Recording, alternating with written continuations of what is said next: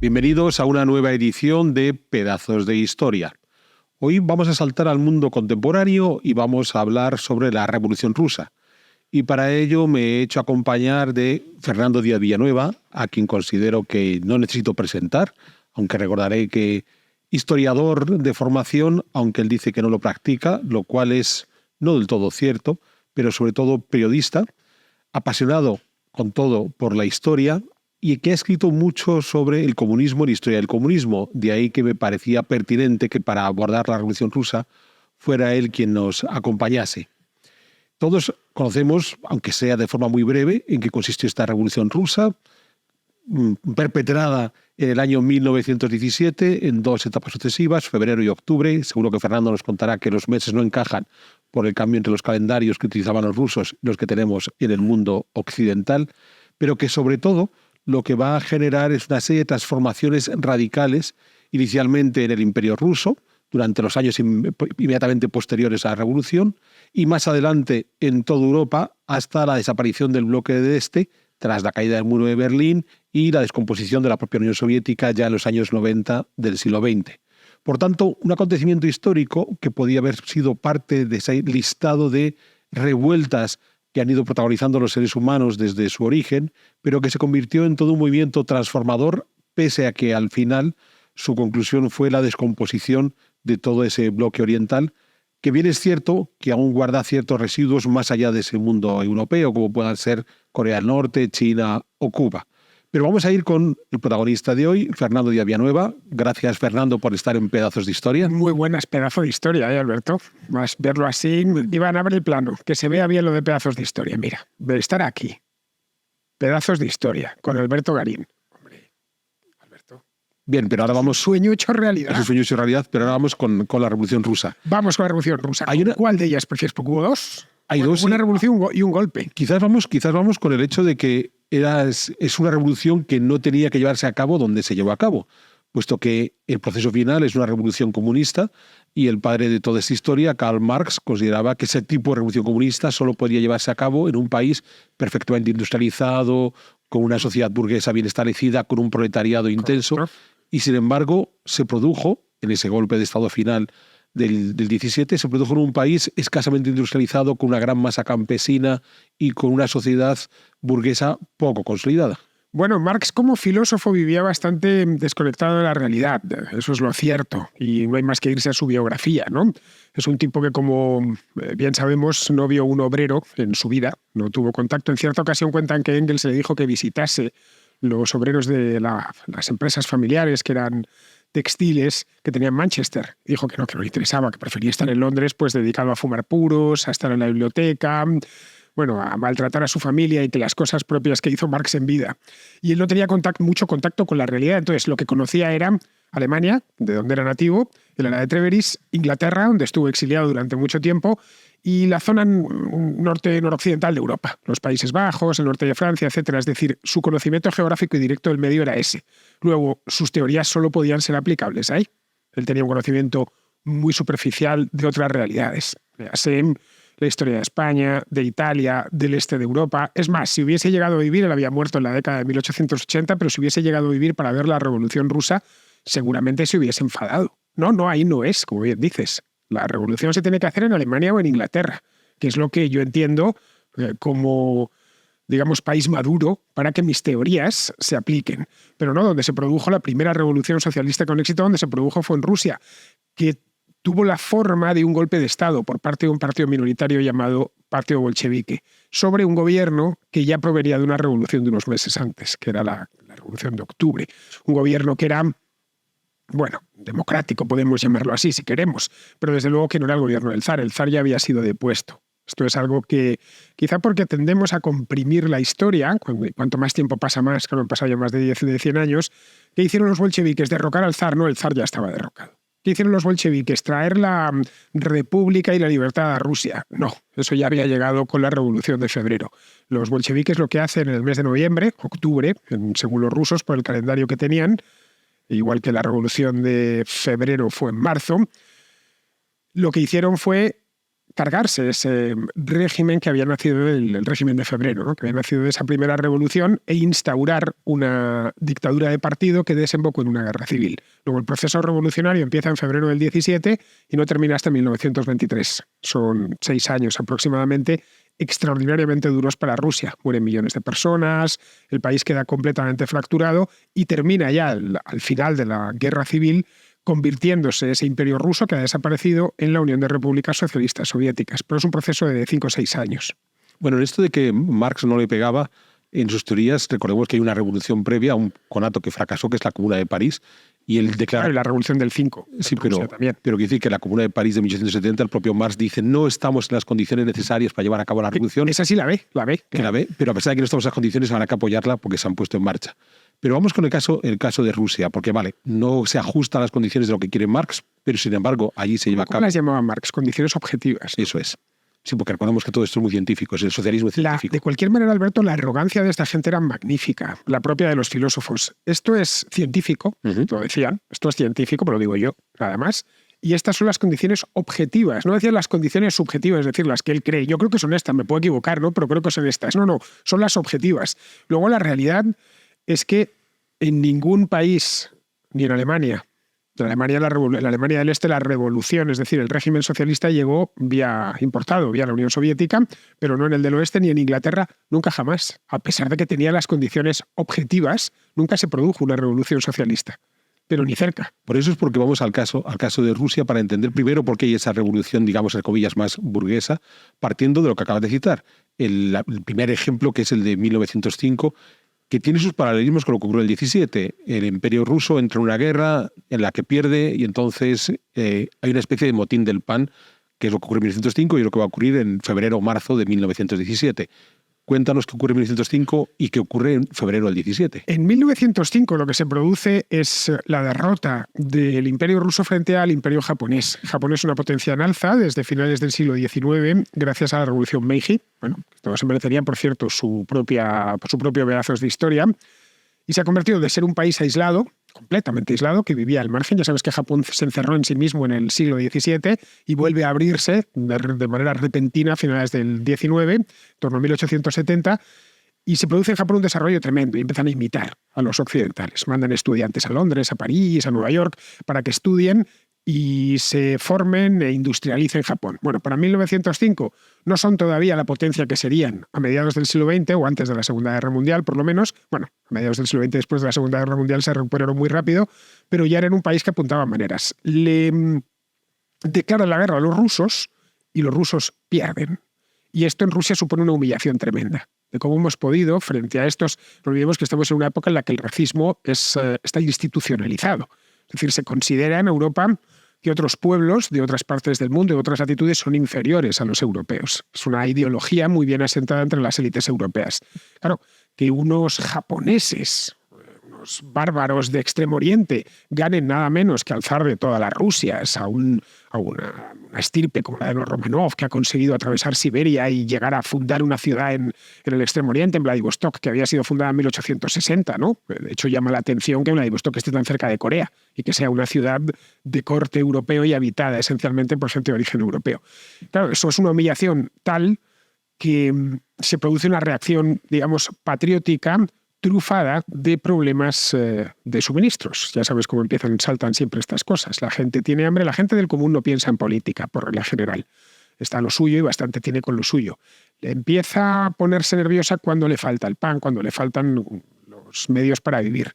Y se produce en aquel momento donde ya hay un pequeño movimiento socialista y un partido socialista en Rusia, se produce un conato revolucionario que el zar decide acallar con sangre.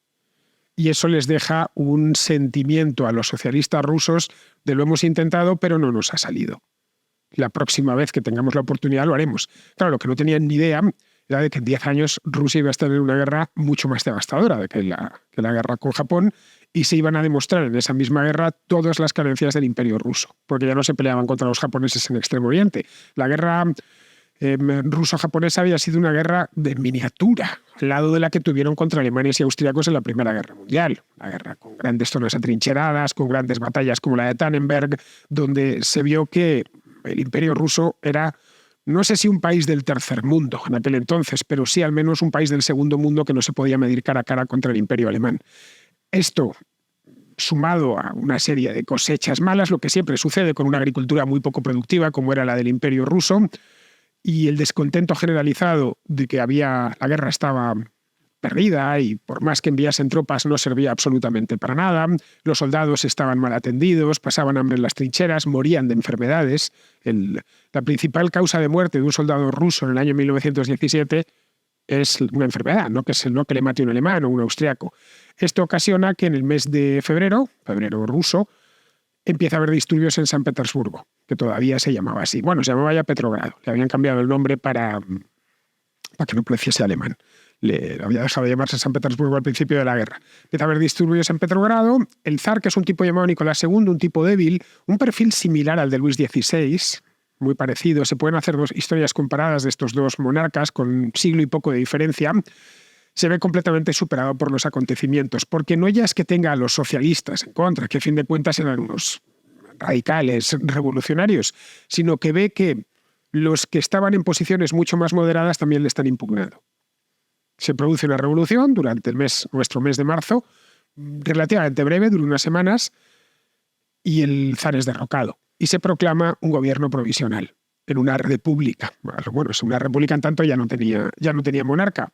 Y lo dejan en el aire hasta que termine la guerra. Bueno, ya veremos lo que hacemos con esto cuando consigamos ganar la guerra. Estamos hablando del 17, todavía falta, en marzo del 17, pues hasta noviembre del 18. Casi 2 años para que termine propiamente la Primera Guerra Mundial. Se ponen todos muy nerviosos y en el mes de octubre, porque el estado de Rusia en el año 17 es un estado de agitación permanente, en octubre del 17, noviembre, es cuando se produce el golpe del partido bolchevique, que era una escisión del Partido Socialista. Y ese golpe es exitoso. Bien, aquí me gustaría, para nuestros espectadores, incidir mucho en esta idea.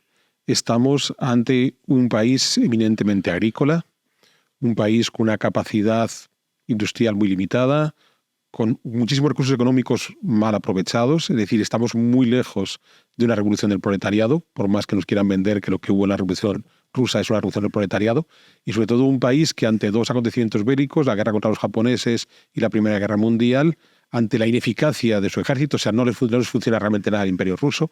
Esto es muy llamativo, porque en realidad, si hiciéramos, yo sé que tú en la contrahistoria has hecho un largo recorrido por el Imperio ruso, si algo caracteriza a Rusia es que es un país muy grande porque se dedica a conquistar estepas donde hay grupos sociales poco articulados. Cada vez que tiene que salir frente a enemigos más consolidados, le va siempre mal en esa historia. Pero volvamos a nuestra revolución. Insistir mucho en esta idea. Lo que tenemos, por tanto, en febrero o marzo del 17 es un país mal organizado, mal dirigido, donde hay un malestar vinculado a la guerra, vinculado a la cantidad de soldados que están muriendo en las trincheras, como dices, no por el enemigo, sino por la escasez de recursos.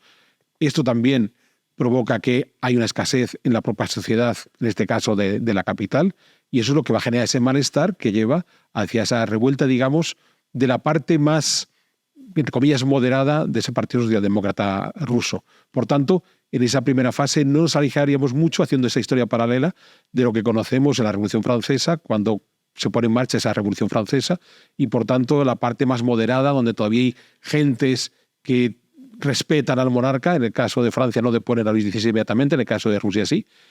Y cuando llegamos a octubre hay un golpe de Estado donde los más radicales toman el poder. Pero si hubiéramos hecho esa historia paralela con la Revolución Francesa, pareciera que ese golpe de Estado de octubre-noviembre del 17, donde los bolcheviques toman el poder, podía estar condenado a que se comieran a sí mismos. Digamos que Lenin hubiera sido un Robespierre ruso y a base de andarse guillotinando unos a otros, hubiera terminado por desaparecer ese movimiento bolchevique. Pero ¿por qué no fue así? Bueno, no fue así porque, y hay muchos paralelismos entre ambas revoluciones, y creo que este es un tema clásico de la historiografía, ¿no? De los especialistas, el poner la Revolución Francesa y la rusa una al lado de la otra. Efectivamente, Lenin es el Robespierre ruso, pero es un Robespierre con éxito, no termina bajo la guillotina. Luego viene en su ayuda la guerra civil. Él puede movilizar a todos los bolcheviques y a buena parte de los rusos, a la parte por lo menos se controla directamente el partido bolchevique, y colocarles la especie de que lo que está en peligro es la revolución. La de febrero, no la suya. La suya es un golpe de Estado. Y a partir de ahí, bueno, pues empieza Una guerra civil que en el año 19 se complica porque entran potencias occidentales que no quieren saber nada, obviamente, de una república de bolcheviques, ¿no? De comunistas radicales, los blancos se les llamaba, que son esencialmente monárquicos, y el Reino Unido, Francia, las potencias occidentales apoyan a los blancos, enviándoles soldados, enviándoles, bueno, lo que podían darle, porque el mundo Europa está en un momento muy delicado, en el año 1919-1920.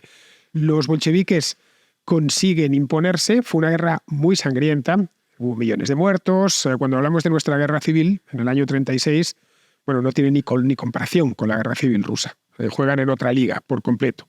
Bien, ¿por qué consigue este Robespierre ruso, Leninspierre, por qué consigue instaurar su dominio? Por eso mismo, porque le hacen el regalo de la guerra civil, y en otras circunstancias lo hubiera tenido, y aparte ha aprendido lecciones que Robespierre no sabía. Es decir, de los sistemas que se establecen a partir de ahí, desde que llega al poder, es la purga sistemática. Aquí nadie me va a hacer sombra. Digamos que lo de la Unión Soviética es el terror del año 1793 institucionalizado. Y además institucionalizado ya por los restos. A 70 años. ¿Vale? Evidentemente, pues con las décadas fue teniendo momentos más altos y más bajos, ¿no? La parte final ya de la Unión Soviética fue muy suavecita, pero es el terror de Robespierre institucionalizado durante 7 décadas. Vamos a aprender. De hecho, ellos se sentían muy deudos de lo que había pasado en Francia y conocían bien la Revolución Francesa y en qué había pasado. A la gente de bien, cosas como el terror nos parecen espantosas, pero al que quiere dar la vuelta al mundo del revés, ponerlo del revés, subvertir el orden de las cosas, les parece muy atractiva. Eso es un referente de políticos comunistas de todo el mundo desde entonces, ¿no? Hay que reivindicar a Lenin, dice. A pesar de que Lenin fue un tipo sin ningún tipo de escrúpulos. No, bueno, aparte de del hecho mismo de dar un golpe de Estado y de capitanear un golpe de Estado, es que luego ya como gobernante, él murió poco después de terminar la Guerra Civil, en enero de 1924, no tuvo ningún problema en asesinar todo lo que hiciese falta, en perseguir a todo aquel que no estuviese de acuerdo con él. A ver, esto no es una opinión mía, estos son hechos históricos perfectamente documentados y perfectamente investigados. No hay nada apreciativo en este aspecto. La pregunta es qué hubiera pasado en el caso de que Lenin no hubiera muerto. Lo que murió de apoplejía en el año 24. ¿Qué hubiera pasado si Lenin vive, 15 años más? Llega hasta el año 40. ¿Qué hubiera sucedido? Pues no lo sabemos, pero seguramente lo más probable es que la Unión Soviética ya existe, hubiese tenido un gobierno parecido al de Stalin. Stalin, de hecho, le elige él. A veces se nos olvida. El que le señala como sucesor es él. Y todo el sistema, todas las hechuras de ese sistema provienen de ese periodo de la Guerra Civil. Era un régimen que nace de manera ilegítima por la violencia. Es curioso, pero eso del asalto al Palacio de Invierno, estos son los hechos que se producen y que después ya se encargaron de reproducir en cine una y otra vez, ¿no? Todos los grandes momentos de la Revolución fueron hechos tremendamente violentos que en cualquier otro país o cualquier otro momento hubieran sido asimilables a un golpe de Estado, a un levantamiento, vamos. Y en cambio, en este caso, se ha querido ver durante todo el siglo XX y en muchos casos hasta el momento presente que fue una revolución de alguna manera justificada, como si el gobierno de Alexander Kerensky fuese ilegítimo. Bueno, lo era en tanto que provenía también de otra revolución, pero vamos, que no tenía en principio nada ilegítimo, se habían convocado elecciones, el país estaba en un momento muy delicado porque no se había reconstituido todavía como nada en especial, en tanto que querían terminar la guerra. De hecho, los bolcheviques, cuando empiezan a captar estos soviets, es decir, pequeños consejos que van creando en ciertas zonas del país, como Moscú o Petrogrado, Rusia era un país agrícola, pero sí había hecho una pequeña revolución industrial en ciertas zonas de Rusia. Muy limitada, pero si miramos, por ejemplo, los datos de producción de acero, de extracción de carbón, el transiberiano, que se había terminado pocos años antes, vemos que el país ya ha emprendido el camino de la modernización y de la industrialización. De no haberse producido la Primera Guerra Mundial, ¿Rusia se podría haber modernizado como lo hicieron otros países de Europa? No lo sabemos, pues quizá. El hecho es que había empezado ya ese camino y había un pequeño proletariado, muy limitado, ya digo, a unos cuantos puntos del país. Bien, sobre estos proletarios que encuentra en la zona de San Petersburgo, en la zona de Moscú, les empieza primero a decir que hay que salir de la guerra porque Kerensky, a pesar de que ha derrocado al zar, sigue dentro de la guerra. La guerra al final es el punto de apoyo que encuentran los bolcheviques. Siguen mandando a nuestros hijos a combatir en las trincheras contra los alemanes. Nosotros queremos la paz. Y ojo, lo primero que hacen, nada más conseguir la paz en marzo del 18, es firmar una paz muy humillante, la de Brest-Litovsk con los alemanes. Sí, porque es lo que iba a decir, que es cierto que entre las primeras medidas que conocemos de la revolución bolchevique está la paz con los alemanes, pero cediendo una cantidad de territorio importante. Cosa loca. Bueno, toda Ucrania, en fin, uno ve los términos de Brest-Litovsk y dice, bueno, ¿cómo pudieron ceder tanto? Pues porque en aquel momento eso era secundario para Lenin. Lo principal era consolidar su poder dentro de las fronteras rusas. Es que se queden con todo. Bueno, es el momento en el que nacen las repúblicas bálticas, que quedan en la costa del mar Báltico, prácticamente toda Ucrania. De hecho, los alemanes no se lo creen. De pronto se encuentran que, a pesar de que en el frente occidental tiene la guerra prácticamente perdida, desde luego estaba ya paralizada, ven que en el frente oriental se les ha abierto un campo inmenso de expansión. Es más, en Berlín se les va la cabeza y empiezan a avanzar de manera decidida por Ucrania. Esto hay algunos historiadores que lo han tratado, han dicho, pero como un error tan tonto, esas tropas las hubiéramos necesitado en el frente occidental y no a tomar ciudades que habían quedado completamente liberadas, ¿no? Porque los propios rusos se habían ido allí, las tropas rusas. Bien, una vez tiene ya la paz en las fronteras, a partir de allá se puede concentrar en instaurar su régimen de terror. Vale, porque el régimen de Lenin es de puro terror. Porque esto es importante entenderlo. Ha firmado la paz con los alemanes, con lo cual, en efecto, parece que ha puesto fin al principal problema que tenían los rusos, que era la Primera Guerra Mundial. Entonces, cuando decide establecer su modelo de nueva organización de lo que se va a convertir en el futuro de la Unión Soviética, y se basa en esos dos pilares que estamos aquí dando pequeñas pinceladas. Por un lado, un sistema político que, como tú dices, se va a convertir en un auténtico régimen de terror. Y por otro lado, un modelo económico donde sí que pretende desarrollar todas aquellas ideas del socialismo científico de Marx. Bueno, él tiene leído a Marx bastante. De hecho, Lenin es un revolucionario profesional. Él no ha hecho otra cosa en su vida. Se ha dedicado en cuerpo y alma a eso. Es un revolucionario muy del siglo XX. Él conoce bien el caso de la Comuna de París y lo ha estudiado muy a fondo. De hecho, la Comuna de París se produce el mismo año que él nace, en el año 1870, vamos, al año siguiente, en el año 71, y él tiene bien estudiado el caso, sabe que los errores que se cometieron, la falta de un partido que tiene que ser un partido secta, donde las órdenes del líder no se pueden cuestionar bajo ningún concepto y donde todo el mundo tiene que obedecer hasta la orden más absurda y más estúpida, donde no existe la vida privada, donde tienes que dedicar tu vida al partido. La vida privada tuya no sirve. Antes de la familia, antes de tus hijos, antes de cualquier cosa, está el partido. Eso es el partido bolchevique en origen. Es esencialmente un partido secta. Y él dice, bueno, pues vamos a ponernos estas teorías de este alemán, de Marx, vamos a implantarlas en un país que está devastado por la guerra y que no cumple esas condiciones objetivas. En esencia, a pesar de esas zonas industriales, es un país rural.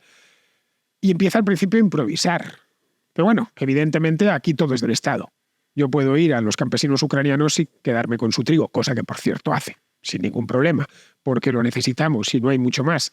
Vamos a ver cómo lo hacemos. Empiezan en el año 19-20 a ver si dejan una parte de la economía que funcione libremente. Fue la famosa nueva política económica, ¿no? Que, bueno, por lo menos si criabas unas gallinas podías vender sus huevos, o los campesinos disponían de cierta, no se había producido todavía la colectivización agraria, que llegaría más tarde, de cierta libertad sobre el fruto de su trabajo, pero la guerra civil lo complica todo.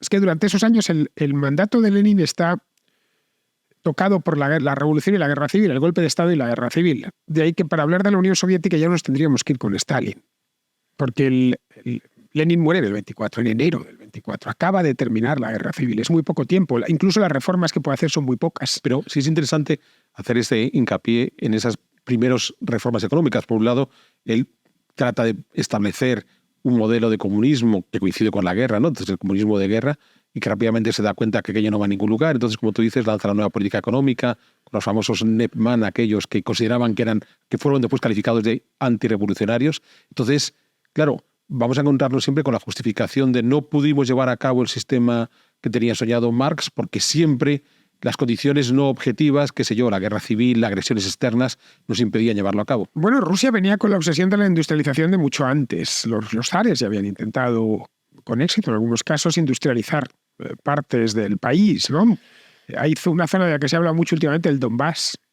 El Donbass es una zona de industrialización moderna, planificada, con hombres, gente industriales americanos, estadounidenses, que llegan allí a instalar, bueno, pues había una cuenca minera y, bueno, pues de instalar acerías y plantas industriales. Todo se hizo de manera desde arriba, ¿no? Con la idea de vamos a crear zonas industriales como las que tiene el Reino Unido o como las que tienen los Estados Unidos en los Grandes Lagos. Hay que tratar de poner la cabeza en esa época. Hoy vemos un paisaje industrial y nos parece algo decadente, sucio. Pero en 1910 o 1920 ese paisaje era lo que hoy entenderíamos como Silicon Valley, ¿vale? O una zona de máximo, qué sé yo, máximo avance tecnológico. Pues lo que quieren es eso. Con Lenin no ha cambiado en principio, es lo mismo, tenemos que industrializar esto. Claro, se va a industrializar desde arriba. Vamos a pedir apoyo también a los extranjeros, todo el que haga falta. Con Stalin ya es cuando se produce, por ejemplo, 10 años más tarde el Holodomor, que se produce porque necesita divisas el país para industrializarse.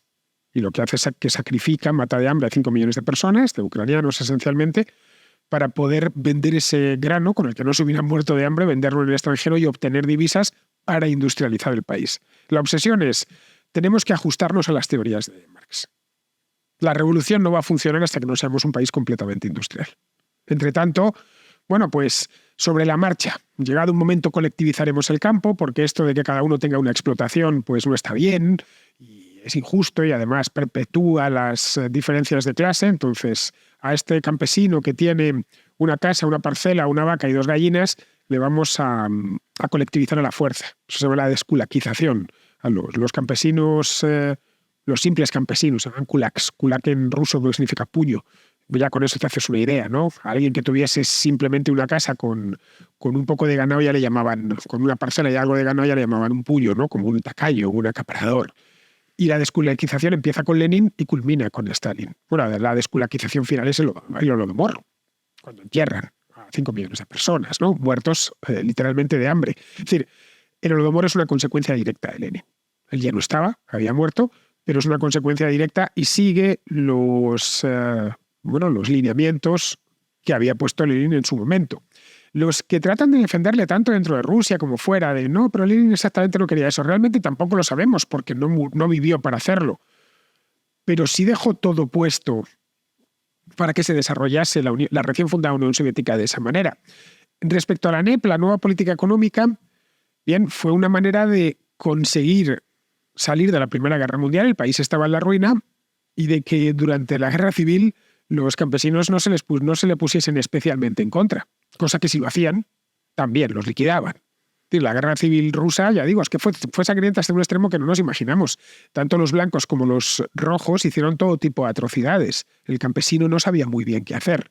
Lenin tampoco quería, no tenía más posibilidades de colectivizar en aquel momento, en el año 20 o en el año 21, no quería ponérselos del todo en contra. Fue una política táctica, la de la NEP, en un país que estaba completamente arrasado, que se mantiene durante unos pocos años y luego ya con Stalin dice, bueno, esto era un apaño temporal, no es eso. Nosotros tenemos que hacer la revolución y la tenemos que hacer hasta sus últimas consecuencias. Entre otras cosas, porque para que el sueño de que el partido bolchevique fuese el partido único y nadie les hiciese sombra, eso solo podía suceder en un país desposeído de todo. Un país que todo se lo debiese al Estado, que todo se organizase desde el partido, que la propiedad privada quedase completamente abolida, que los contrapoderes, como habían sido, por ejemplo, la Iglesia Ortodoxa, quedase, si no desaparecida, prácticamente desaparecida. En aquel momento, luego con Stalin, ya en la Segunda Guerra Mundial, termina llegando a algún tipo de acuerdo con los popes ortodoxos, pero este es el momento en el que vuelan basílicas y iglesias ortodoxas, en el que hacen una persecución a los popes. No quieren que nadie haga sombra al partido. El partido es el pilar central del nuevo sistema, del nuevo régimen, la dictadura del proletariado, que es un camino previo a llegar al socialismo. Pues es lo que decía Marx, ¿no? Esto va a ser, bueno, pues como dejar de fumar, ¿no? Al principio va a ser un poco duro, vamos a pasarlo mal en la dictadura del proletariado, pero no hay otro remedio, y al final terminaremos en un estado de abundancia absoluta, porque esto es científico, nos sobrará. No tendremos prácticamente ni que trabajar. Llegaremos, sí, agarraremos lo que nos apetezca, sin apenas trabajo, con 2 horas de trabajo al día, porque esto lo ha dejado pues un hombre como Marx, que ya digo, su contacto con el mundo real era muy pequeño, lo ha dejado aquí escrito. Y a partir de ahí tenemos que construir una serie de instituciones que Marx no ha hecho, lo hacen entre Lenin y Stalin, y esa es la razón por la cual se llama marxismo-leninismo. Digamos, la teoría y la práctica, ¿no? Y en esa práctica, Lenin se muere por la mitad, cuando está en plena praxis revolucionaria, cuando acaba de empezar propiamente el nuevo Estado. Acaba de ser fundado la Unión Soviética, cuando Lenin se muere. Y además sus últimos meses estaba, no sé si has visto esa foto, creo que la última que le hicieron, que está en una silla de ruedas con un bastón y con una cara completamente ida. Es decir, que aunque muere en el 24, ya digo, a principios del 24, en el 23 ya no está del todo en sus cabales. La revolución ya ha tomado, ese golpe de Estado del 17 ya ha ganado la guerra civil y ha tomado un rumbo clarísimo. Fíjate, aquí es una de las preguntas con las que ya vamos a ir cerrando esta cuestión sobre la Revolución Rusa, porque tal como tú dices, muerto Lenin, podemos decir que ese movimiento revolucionario se había puesto un fin, ya llegamos al gobierno de Stalin.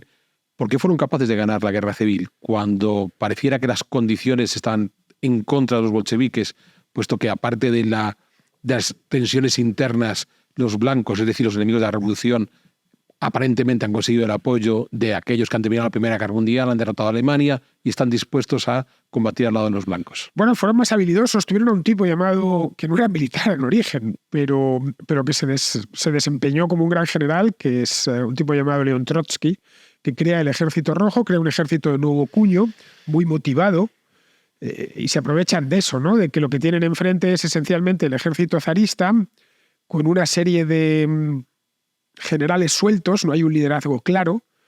Nicolás II ya está muerto. Es una de las cosas que hacen los bolcheviques, lo matan, lo fusilan a él y a toda su familia en Ekaterimburgo. Luego no hay ninguna bandera que puedan enarbolar. Eso, por ejemplo, fue una decisión de Lenin desde el punto de vista táctico en la guerra muy sabia, porque se quitó de en medio, un poco lo que hicieron con Luis XVI, ¿no? Vamos a quitar al rey y así los legitimistas no pueden reclamar nada. Queda ese niño metido en la torre del temple y ya está. En el caso de los rusos ni siquiera dejaron a los zarevich, ¿no? Al príncipe ni nada de esto. Y a partir de ahí teniendo, pues ese ejército de nuevo cuño muy motivado, las principales ciudades, que no olvidemos que las controlan ellos con los recursos, y la incapacidad de los blancos para desarrollar una campaña en condiciones. Y luego que los bolcheviques eran muy salvajes. Es decir, no daban tregua en ningún momento. Y eso, sobre el terror, la verdad, el terror en el campo de batalla puede ser muy efectivo. Y lo fueron, te lo aseguro. Esa es la razón por la que terminan ganando. La parte blanca se termina agotando. Piensa que con la aristocracia rusa pasa un poco como la francesa, ¿no? Que terminan largándose. Los aristócratas, los emigrés, ¿no? Franceses, que se van todos fuera y dicen, estáis aquí, el conde de Artois, ¿no? Sí, tú muy a favor de esto, pero bien que vives fuera. Pues pasó algo parecido con los aristócratas rusos, que terminaron todos en París o en cualquier parte del mundo, menos en la propia Rusia. Digamos que lo dieron por perdido. La parte blanca. Esto aquí no hay nada que hacer. Bueno, es curioso porque incluso cuando estos rusos emigran, algo que les caracteriza es que hablan francés. Sí, claro. Entonces van por el mundo hablando francés porque ruso habla muy poca gente. Bueno, de hecho, todavía sigue esos pues son los bisnietos ya, o tataranietos de aquellos emigrados, siguen por Europa todavía, con un apellido. Sí. Yo tengo una buena amiga en París, Olga Mevdekova, que además hizo una novela preciosa. Su padre, digamos que es de los que son purgados, y ella todavía nace en Rusia, pero hoy vive en París. Olga escribió una novela preciosa sobre la memoria que existía en las tierras que fue de su familia ancestral cuando la iba a visitar. Ahora estamos hablando de los años 80, 90, donde todavía quedaba la memoria de es la nieta del que fue señor de aquí, al que teníamos cierto respeto y demás, mostrando que, como tú decías, a pesar de esa aplanadora que el régimen bolchevique pasó sobre la Unión Soviética, hay cierto sustrato que permaneció y que Putin indudablemente ha sabido sacarle partido, porque ha vuelto a apelar a muchas de esas raíces bolcheviques. Putin ha apelado a toda la simbología zarista.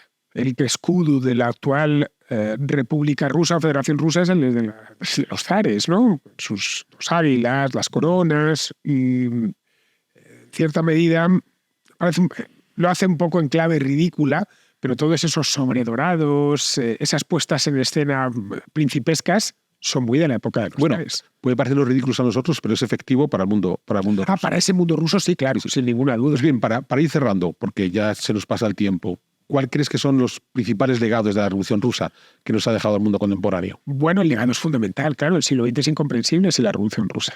Sí, pero completamente incomprensible. Aparte de que se hacen un partido comunista especialmente sangriento como era el ruso, se hace con el poder del país más grande del mundo, no el más rico, pero sí el más grande, como bien decías, grandes estepas en las que apenas había gente, pero con un subsuelo riquísimo en materias primas. Todavía Rusia sigue viviendo de eso, ¿no? Del gas, el petróleo, bueno, todo tipo de minerales. Siberia es inmensa, apenas tiene gente, pero digamos que la creación de la tierra la dotó de una cantidad de recursos envidiable. Eso tuvo mucha influencia durante el periodo de entreguerras en la desestabilización de ciertos países, entre ellos el nuestro. Como bien sabes, Stalin luego monta una cosa llamada Comintern, que era una oficina para expandir la revolución por el mundo. Stalin no estaba del todo convencido, de hecho la llamaba la tienducha, pues decía, bueno, esto lo primero es lo primero. En los años 30 pues se influyen en toda pues en todo lo que es el Europa Occidental. Dicen que hay que pactar con unos, que hay que pactar con otros. En la Segunda Guerra Mundial la influencia es todavía mayor porque primero pactan con los nazis y luego se convierten en uno de los aliados principales. Después de la Segunda Guerra Mundial, ese Estado nacido de la Revolución Rusa se convierte en la segunda potencia mundial. Es decir, sus efectos duran hasta finales de siglo. Y te digo, los efectos son nefastos, especialmente para todos aquellos países que terminaron haciendo sus propias revoluciones. Esas ideas lo único que han traído, y de nuevo, no es una opinión, son hechos, ha sido miseria, ha sido guerra, ha sido problemas, ha sido dictaduras. Es decir, no hay nada heroico en la Revolución Rusa. Absolutamente, la Revolución Bolchevique, mejor dicho, nada. Por más que uno se empeñe en verlo, yo sinceramente no se rebelan contra el zar ni contra una autocracia, no, lo único que provocan es una guerra civil, y al término de esa guerra civil no devuelven la democracia o traen la democracia a Rusia. Y la libertad, no. Lo que traen es un régimen dictatorial, tiránico, espantoso. Y ese régimen se mantiene con distintas gradaciones hasta final de siglo. Hasta el año 1991, cuando la Unión Soviética desaparece. Bueno, que tenga tantos deudos no deja de ser sorprendente. Todavía en nuestra época han pasado más de 100 años de aquello. Bueno, tiene muchos deudos y además que cíclicamente deciden poner en marcha ese programa que quedó incompleto en la Revolución Bolchevique. Correcto, correcto. Bueno, esto ya sabes que tuvo una serie de epígonos en otras partes del mundo que fueron incluso peores. El caso de la China de Mao Zedong o la Camboya de Pol Pot fueron todavía más asesinos. Llevaron todavía más lejos esta idea básica del marxismo-leninismo, ¿no? En otras partes del mundo lo que se tradujo esto fue en Hispanoamérica en guerrillas y en Hispanoamérica concretamente en Cuba, a través de Cuba, que fue su portaaviones a partir del 59. Bueno, no ha habido país americano, pues con la excepción de México, yo creo que no haya tenido su ración de inestabilidad. Y siempre. Costa Rica, creo. Bueno, Costa Rica también, cierto. Costa Rica ya quitó el ejército en el 48, pero el resto, algunos más y otros menos, algunos como Colombia, que tenemos aquí a nuestro querido Iván, nuestro realizador es colombiano, pues viven todavía castigados por el ELN. No deja de ser una organización marxista-leninista. Sepamos, en una palabra, que siguen entre nosotros. Luego los hay más pacíficos que se dedican, que piensan esto, pero al menos no están dispuestos a tomar las armas por ellos. Pero estos guerrilleros y terroristas, sí, claro, están dispuestos a hacer lo mismo que Lenin. Bueno, aquí te vamos a hacer publicidad porque, en gran medida, de este legado de la revolución bolchevique es de lo que trata tu libro de la historia del comunismo. Sí, la contrahistoria del comunismo, efectivamente. Eso es publicado por la Esfera de la Esfera de los Libros. Sí, de hecho, la parte principal, esta de Lenin la tengo, y la principio de la Revolución Rusa la trato. Son capítulos sueltos, pero se pueden ver. Pues muy bien, pues muchas gracias, Fernando, por acompañarnos en esta nueva edición de Pedazos de Historia, y muchas gracias a nuestros espectadores. Como ven, hemos tratado hoy un tema de historia contemporánea. En los próximos días regresaremos a nuestra historia antigua, recordando aquella máxima de José Sotochica de que es muy fácil hablar de gentes que se murieron hace más de 1000 años porque por lo general no levantarán pollas. Así que les esperamos para una próxima edición de Pedazos de Historia.